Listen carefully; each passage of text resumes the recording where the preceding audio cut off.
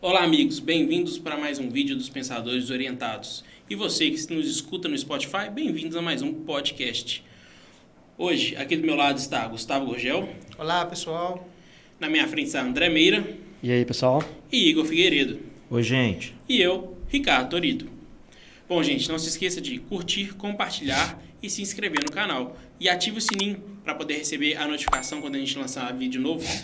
E também siga a página do Estúdio Leste no Instagram, estúdio.leste.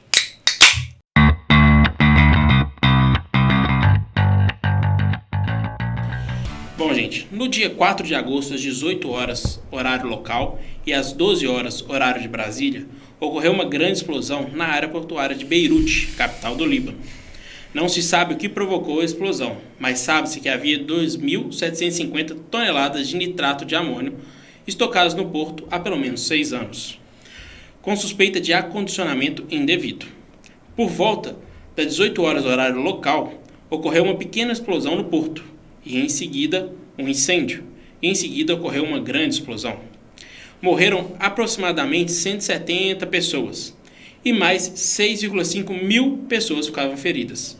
Estima-se que mais de 750 mil pessoas foram afetadas pela explosão. Você já viu alguma coisa dessa magnitude acontecer, Igor? Muito louco o que aconteceu. Aterrorizante, porque a magnitude é incomparável, né? A gente não tem na história algo que tenha acontecido dessa forma, e hoje, ao esclarecer das situações, a gente está vendo exatamente que foi negligência, irresponsabilidade, né, por parte dos governantes de Beirute e do Líbano em geral. Mas as informações começavam a chegar no horário do Brasil, né, no horário do almoço, meio-dia, e o noticiário passando aquela informação, aquela explosão gigantesca, uma coisa sem precedentes né, na história, na última década, ou posso dizer talvez nas últimas 2 décadas, desde o início dos anos 2000, e aquilo dali já me causou um espanto. E aí me remeteu até o passado da época do início dos anos 2000 e 2001, com o ataque terrorista no World Trade Center nos Estados Unidos. E ali tudo se imaginava, e com a magnitude daquela explosão, o contexto estava configurando, o noticiário estava na linha de frente de um possível ataque terrorista, né? Então, aquilo de fato me chamou muita atenção, e né, a gente já ficava, porque realmente são vidas. Beirute é uma cidade que, né, ela tem, a gente deve discutir um pouco mais aqui do histórico do país, desde talvez remeter da sua libertação e até os dias atuais, mas foi uma situação de fato muito aterrorizante, que meus amigos aí, a gente já podem entrar na conversa, mas não sei se vocês tiveram o mesmo sentimento desse espanto imediato, e talvez o que vocês acharam, se realmente, né, nessa linha terrorista. Aí, ao decorrer do dia, eu pessoalmente fui vendo um pouco do noticiário, dos vídeos que estavam disparados. A explosão foi assustadora, né? Foi. Aquela hora que faz uou. O impacto da imagem foi muito assustador, né? O Igor remete aí ao 11 de setembro pelo impacto que a gente teve visual. É difícil de imaginar uma explosão comum, um estoque, um depósito, alguma coisa que explodiu daquela forma. A imagem daquele cogumelo remete até a uma explosão nuclear, né? Visualmente falando. Óbvio que na hora que a gente vê, você não pensa assim, poxa, uma explosão nuclear. Não teve o tamanho, mas parece ali, né, visualmente. Quando eu estava vendo, eu recebi primeiro por WhatsApp, depois que eu fui ligar, eu estava trabalhando, depois que eu fui ligar a televisão. Aquele primeiro momento que eu vejo a explosão, aquele cogumelo, os prédios ao redor ali, a gente vê como se fosse no Independence Day. Brinquei aqui com o Gustavo mais cedo, como se fosse no Independence Day. Os pedaços dos prédios voando ali. Então foi muito assustador, e eu acho interessante da gente discutir, óbvio, nós vamos falar sobre isso, que aquilo ali, essa explosão, ela foi uma gota d'água no clima do Líbano. Foi um caso que serviu para poder botar fogo, terminar de colocar fogo, assim, com perdão do trocadilho, não foi para fazer graça, não, mas para deixar o clima ali um pouco mais tenso do que já vinha, né? Não, faz todo sentido o que o André está falando. Até comentando um pouco o que você falou, Igor, alguns especialistas deram alguns relatos para a imprensa logo depois do ocorrido, dizendo que a dimensão da destruição provocada por essa explosão no porto equivaleria em torno a 1,1, 1,2 toneladas de TNT. Louco, né? Muito. E faz todo sentido você fazer essa referência aí dos anos 2000, porque, por exemplo, a gente já vem acompanhando essas realidades no exterior há muito tempo, em função da nossa profissão, né? E eu também não me lembro de um registro, né? Um precedente de um registro semelhante a esse. Uma explosão daquele tamanho, né? Provocando tamanha destruição. Relativamente, o número de vidas perdidas, em função da explosão que nós vimos, foi até modesto. Né? Foi até modesto. Se você pegar 6.500 pessoas feridas e um volume enorme de gente afetada, né? Cidade sem energia, sem abastecimento, os recursos são insuficientes para o volume da demanda, né? Então, a gente precisa ponderar isso, né? No horário que a explosão aconteceu, no porto de Beirute, havia um volume muito pequeno de pessoas ainda trabalhando, né? E também associado com o isolamento social da pandemia, o volume de pessoas na região era muito pequeno. Os jornais conversaram com alguns brasileiros, por exemplo, que estavam na região na hora do registro, e eles relataram exatamente isso. O porto não estava lotado. Não tinha muita gente trabalhando, e também em função do horário. Então, eu acho que isso acabou provocando aí uma perda menor do que deveria, né? Então, o coronavírus, que vem agravando a situação do Líbano, ajudou a amenizar essa as catástrofe. Perdas de vidas ali. Então, o que a gente vai, com certeza, debater aqui e compartilhar é o pano de fundo dessa tragédia, né? O Líbano já vinha com uma crise econômica e uma crise política severa, pelo menos desde a Guerra Civil, que terminou em 90, né? E a ideia da última... A gota d'água, né? Foi você que falou, né, Igor? Foi o André que falou. Foi a gota d'água. O país já vinha com uma recessão violenta e agora o porto do país, que recebe em torno de 80%, 85% de tudo que entra e abastece a cidade, está totalmente comprometido. Olha a seriedade que isso vai provocar. Ou seja, salvo as suas devidas proporções, claro, a explosão em si é o menor dos problemas para o Líbano a partir de agora. E lembrando, você falou sobre o porto, Líbano tem ali a saída por mar, Israel, que vive em guerra, então não tem saída por Israel, tem a física, mas não tem de fato, e a Síria. Então, das 3 saídas, uma já era fechada, a gente passa a ter esse problema, sobra só a Síria, e que é um problema grave também. O Líbano recebe muito refugiado da Síria, né, em função da situação política que o país vive. Então, eu acho que o que é mais relevante para a gente discutir aqui é o que vai vir pós-explosão. A explosão é o menor dos problemas a partir deste momento. Sim. Desencadeou e explodiu outros problemas, né? Que acaba que eles emergem, porque, né, hoje está tendo... Né, houve a queda, né, dos governos, dos ministros, do primeiro-ministro, se renunciaram. E saiu uma reportagem na Veja de um escritor libanês que já vinha tratando desse problema socioeconômico e político do Líbano, e aí ele cita essa questão, que Beirute voltou aos anos 90. Sim, eu li essa matéria também.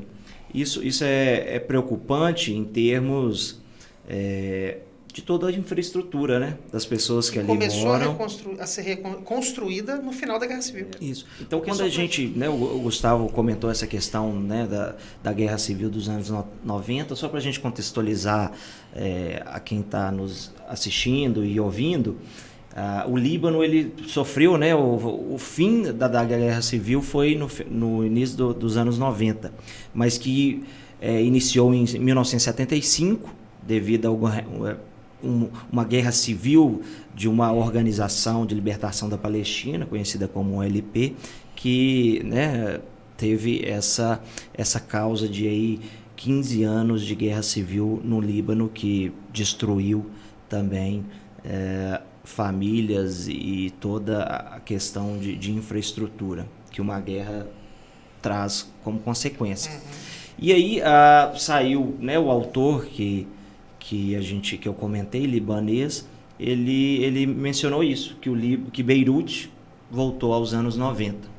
Então, imagina só, a gente já tratou aqui da questão das divisões, né? Porque por Israel, Síria vive também numa guerra civil, já está fazendo, né, esse movimento de imigração do povo sírio para o Líbano. E o maior porto do país, é onde que se concentra 80% dos recursos de importação e exportação.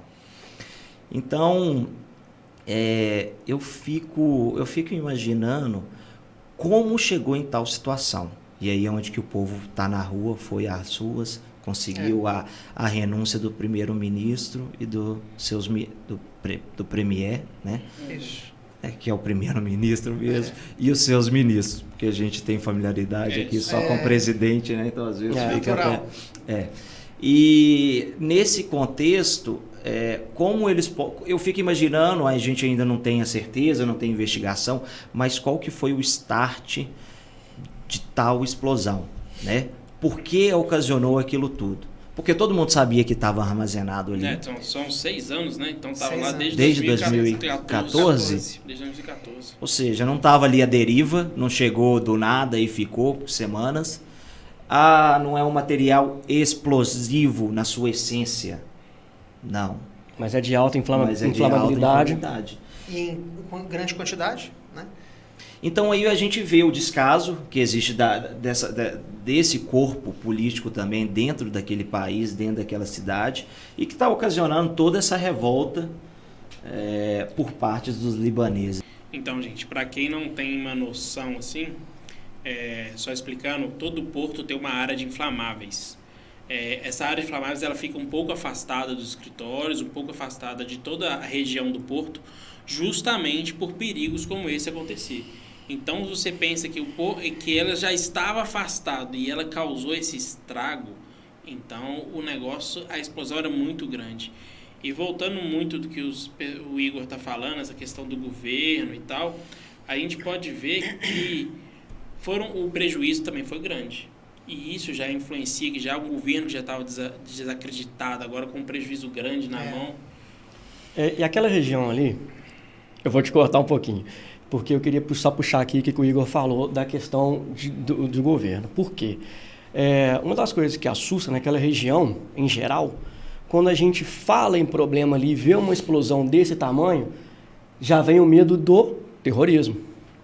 E ali é um país que tem um sistema político difícil até de entender, porque não é um Estado laico, não é nem que não é um Estado laico, né? Tem muita influência de religiões, mais de uma religião, e um dos grupos religiosos que está com influência, tem influência no governo, quem que é? O Hezbollah. Então, quando a gente fala de Síria, Hezbollah tem influência dos Estados Unidos, e a gente fala em um grupo terrorista que está na mira dos Estados Unidos e que tem influência dentro do governo daquele país, aí é que vem mais medo ainda.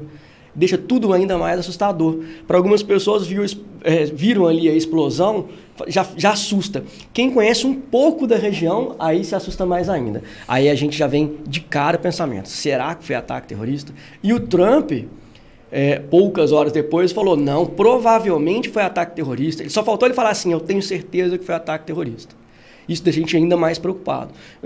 Vou passar a palavra para você, Gustavo, desculpa, eu só queria complementar. Na verdade, eu não ia nem comentar especificamente logo em seguida do Ricardo, não, porque é importante até a gente passar para o pessoal que está nos assistindo o seguinte, a ideia que se tem é de que, a ideia não, né, especula-se que no ano de 2013, 2014, chegou um navio cargueiro com esse material, exatamente 2.750 toneladas de nitrato de amônio no porto, em função de problemas técnicos, né? E esse navio ele foi apreendido pela alfândega por não ter pago taxas alfandegárias e aduaneiras.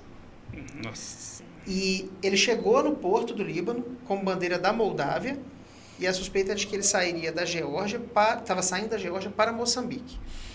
Durante essas investigações todas, para poder identificar que navio que era aquele, especulou-se que era de um russo, que nunca manifestou interesse no navio. Vejam, olha a situação. Né? Alguma irregularidade tinha nisso. Né? O navio já parou ali em função de problemas técnicos. Né? E acabou que essa investigação correu durante muito tempo e ninguém reivindicou o direito sobre a carga nem sobre o navio. Aí o governo tomou a carga e depositou ela nessa área sensível do porto. Né? E ficou lá até hoje. Só que, provocado pela condição econômica e política do país, né? Um desgoverno muito grande e com certeza uma falta de cuidado muito grande na área portuária, esse volume de nitrato de amônio estava sendo acondicionado de uma maneira indevida. Então, assim, de uma maneira mais objetiva, a ideia que se tem é de que esse é o histórico desse material no porto de Beirute, no porto do Líbano, e provocou a explosão em função de um mau acondicionamento. Agora, voltando na questão do contexto histórico, né? Logo depois que o presidente dos Estados Unidos fez esse comentário, praticamente atestando de que era um atentado terrorista, né? Porque com certeza ele ia colocar tudo que os Estados Unidos tinha de força militar para apoiar, né? Gastar os recursos americanos, né? Nesse sentido, o próprio Hezbollah divulgou uma nota dizendo que eles não tinham nada a ver com aquilo. A percepção que eu tive, Igor, no primeiro momento foi praticamente semelhante à sua. Quando você vê aquelas primeiras imagens chegando nas redes sociais, na imprensa e tudo mais, você tem a impressão de que aquilo foi provocado por um míssil. Sim. Um ataque aéreo, por exemplo. Né? Inclusive, eu cheguei a ver em algumas páginas na internet pessoas especulando que viram um traçado antes da... Claramente um pássaro, mas a histeria coletiva... Pois é. Só que aí você identifica o universo em torno daquilo. Aí qual que é o universo? Aí você vai ver que o porto já tinha sofrido uma pequena explosão, estava tendo pequenos estalos, que foram aquelas luzes, parecendo que era incêndio em galpão de fogos de artifício. Sim. Né? Para depois vir a explosão gigante, de uma certa forma. Né? Então, se a gente pegar isso, o país já vem passando por uma crise econômica severa, e você coloca 80% de tudo que entra comprometido. Porque como é que um navio chega ali agora? Fora a contaminação que deve ter na região. As ali fotos é de satélite... ali não tem condição nenhuma. Vai estar passando aí as fotos do satélite, do antes e depois. Quem está vendo pelo YouTube está vendo. O Chipre está a 200 quilômetros da costa libanesa. O pessoal relata que o barulho da explosão foi ouvido lá, a 200 quilômetros de distância. E o raio em torno da explosão, em torno de 10 quilômetros, teve um volume de comprometimento significativo. 10 quilômetros de raio. Não é muita coisa, né? Pensa. E agora, eu vidros acho quebrados, estruturas comprometidas. Agora, parando para pensar no que o Gustavo falou aí do Trump, eu acho que era o que o Trump estava esperando, que fosse ataque terrorista. Porque já tem um grande histórico de guerras em anos de reeleição, né? Ali tem muita coisa envolvida, né, Ricardo? Porque... Israel, né? Israel. Próximo, eu ia falar exatamente. Maior aliado. Um dos maiores aliados dos Estados Unidos, o maior aliado dos Estados Unidos na região. Está em guerra com o Líbano. É a fronteira sul. Então, no entorno leste e norte, é a Síria, do Bashar al-Assad, que tem relações com o Líbano. Ali é uma região extremamente complexa. É até difícil de fazer uma análise, porque é muito profundo. As relações entre os atores, sejam estatais ou não estatais, são tão trançadas que tem horas que é difícil de entender quem está do lado de quem, porque às vezes o inimigo é inimigo aqui, é inimigo desse já não é esse. É difícil de entender aquilo ali, cara. Eu acho aquela região... E o bastidor disso tudo, que a gente pensasse, né, colocando uma pimentinha, serviços secretos desses países, agora o Líbano está vulnerável. Imagina a pressão que vai surgir, talvez, de influência nos bastidores, porque, logicamente, não acredito que eles vão ser tão descarados de ter, né, uma ação direta, mas no bastidor, com certeza, serviço secreto desses países de Israel, dos Estados Lembrando Unidos, que Israel é o serviço secreto é o Mossad, né? Eles vão estar trabalhando para influenciar nessa reconstrução. Mas dentro desse cesto da crise econômica que o país vinha passando, eles deram calote em quase 1,2 bilhão de dólares em dívidas. Né? Mas o país não pagou. E agora a estimativa do prejuízo provocado pela explosão é de 15 bilhões. Então, gente, a gente está falando de um Estado falido. Que se não é de fato um Estado falido, está em vias de chegar ali em estado falido. Quando a gente fala em estado falido, não é simplesmente um estado sem dinheiro, mas um estado incapaz em determinadas áreas, em várias áreas. Então, se a gente for parar para pensar, já vinha com essa crise desde o ano passado, vem crise do coronavírus. A boa parte da receita do estado é a questão do turismo. Caiu o turismo a zero praticamente, que corresponde a 20% do PIB do país. É complicado. Não, ali é Efeito porta de colateral entrada e de disso. saída do país. É. Beirute é a capital, é o maior porto. Acabou.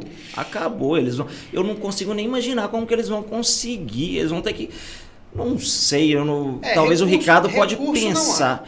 Não há recurso. Certamente, Não né, há recurso. a gente já está vendo as campanhas de países amigos em ajuda. Então, gente, mas entrando nesse assunto, eu queria falar com vocês um pouquinho também dos países que estão ajudando, né? A ONU está envolvida, o Jair Bolsonaro está montando uma equipe aí com o Temer, mas tudo bem. Mas Mandou o Temer para lá. Temer foi para lá. O réu então, foi lá representar a gente. Tá tendo uma ajuda externa, mas isso é perigoso também, né? Lembrando que o Temer era impedido de sair do país, né? Exatamente. Mas depois isso é tema para outro podcast. Quase que ele foi com uma tornozeleira eletrônica. São mas não é o as caso. curiosidades do nosso país. Sim. Né? Exatamente. Mas o que vocês veem com essas ajudas? Vocês acham que vão ser benéficas, não vão ser? Então, essa fala do André de antes eu achei muito interessante, porque o ministro de Relações Exteriores, que pediu as contas, né, diante da crise que o país já vivia, ele falou que o Líbano caminha para um estado falido. Sim. A palavra que ele usou é exatamente essa, caminha Eu para um estado usei falido, justamente por isso. e renunciou, né? Mas a ajuda brasileira, lamentavelmente, ela é muito insignificante em relação ao que o país vai precisar para ser reconstruído, né?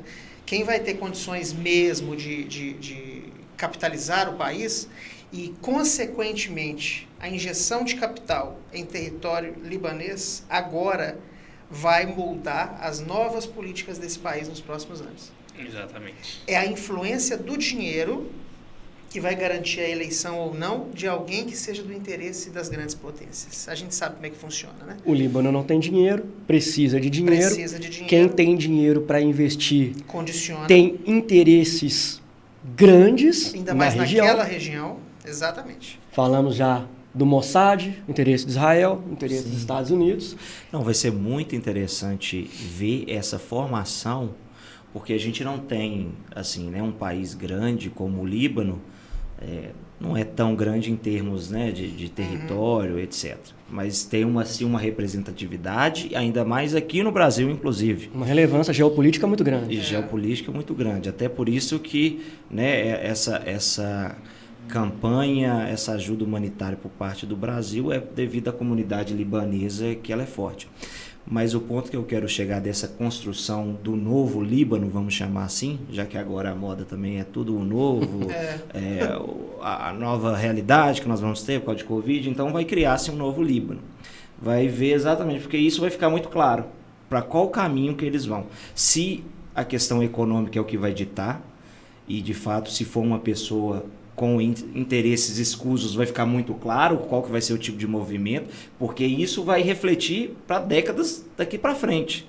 E como que vai ser essa orquestra, essa articulação, seja ela a nível doméstico e seja ela a nível internacional. Vai ter que ser um excelente como maestro. essas alianças vão se formar. Quem vai ter o pulso mais firme para ditar como que vai ser o Líbano. Então isso vai ser muito bom da gente, como internacionalista, acompanhar essa construção.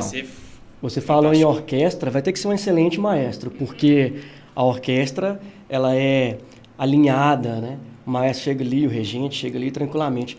Lá é tudo dividido.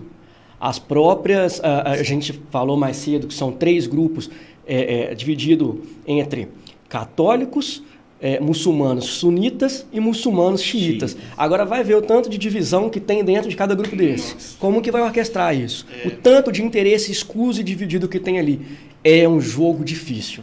E vai ser talvez na pressão, né? Exatamente. Eu acho que eu concluiria só dizendo o seguinte, que para a população libanesa, isso que aconteceu vai gerar uma consequência muito severa na vida real das pessoas, no dia a dia das pessoas, né? Em função do dano econômico, né? Já tem 25% de desempregados. Pois é, em função daquilo que o porto produz, né? Consegue para o PIB do país. Por outro lado, a gente está diante de uma, abre aspas, uma oportunidade política para outros países conseguirem definir os ditames do país a partir de agora, né? Influenciar na política, nas tomadas de decisão, né? Então, é uma oportunidade para países que queriam ali fazer algum tipo de operação estratégica, ainda mais naquela região que a gente já falou, que é sensível, mas para as pessoas em si, a situação vai ficar ainda mais severa. Exatamente. Então, aí aumenta a economia real, pobreza. né? A economia real. Eu acho que realmente. essa conclusão do Gustavo aí, acho que fechou com chave de ouro que a gente tinha para falar hoje. Só mais um lembrete, além dos 25% desempregados, já vinha faltando água e vinha faltando luz. Isso, Agora vai ficar desabastecimento. complicado. Então é isso aí, gente. Muito obrigado por ter escutado o podcast até agora, obrigado por ter assistido a gente. Não se esqueça de curtir, compartilhar e se inscrever no canal novamente. Obrigado a meus amigos que estiveram comigo aqui hoje. Obrigado ao Estúdio Leste por receber a gente. E nos vemos na próxima semana. Até. Até. Até, pessoal.